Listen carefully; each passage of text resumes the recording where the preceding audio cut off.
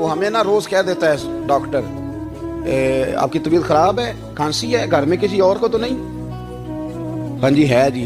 वो कहते उसी की वजह से हो गई है। ओ खुदा के बंदे, नबी करीम अलैहिस्सलाम ने फरमाया बीमारी मुताद्दी नहीं होती, एक से दूसरे को नहीं लगती। और बड़े सादे अंदाज में मुस्लिम की हदीस है, एक सहाबी ने कहा या रसूल अल्लाह मेरे ऊँट को उस ऊँट से खारिश पड़ गई है। तो अल्लाह के रसूल फरमाने लगे तेरे ऊँट को तो उससे पड़ी है, तो उसको कहाँ से पड़ी थी? कहने लगा जी वो तो कुदरती मामला है। तो हुजूर फरमाने लगे ये भी कुदरती मामला है। अब हमें जो मर्जी, आला हज़रत के ज़माने में लोगों ने कहा कशिश सकल है, ज़मीन अपनी तरफ चीज़ों को खींचती है। दलील क्या है?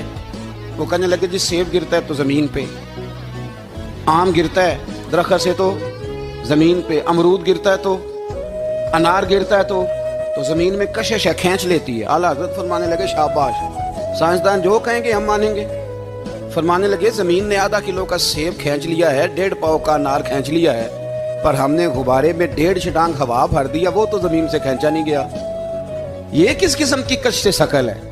ये अभी 2 साल पहले डॉक्टर अब्दुल कदीर खान का मजमून छपा था रोजनामा जंग में।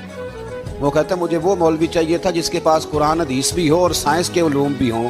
कहता मैंने ज़माने के दरवाजे खटखटाए, फिर मैं पहुंचा बरेली के इमाम के पास, और कहता वहाँ जाके ना मैं ठहर गया हूँ, इसलिए कि मुझे कुरान और सुन्नत का नूर भी मिला है और मुझे साइंस के रमूज भी मिले हैं। ये वाहिद शख्स है, ये वाहिद शख्स है जो दीन को साइंस का पाबंद नहीं करता, बल्कि साइंस को मदीने वाले का गुलाम बनाता है, मदीने वाले का गुलाम बनाता है। तो आला हज़रत फरमाने लगे अजीब फ़लसफ़ा है ना जी, आम खींच लिया उसने, सेब खींच लिया, अमरूद खींच लिया, पर उससे 1.5 छटांग वाला गुब्बारा। तो लोगों ने कहा हुजूर फिर मसला क्या है? आप फरमाने लगे मसला ये है कि हर चीज़ अपनी असल की तरफ लौट जाती है। हर चीज़ अपनी, सेब अमरूद अनार ज़मीन से पैदा होते हैं तो ज़मीन पे गिरते हैं।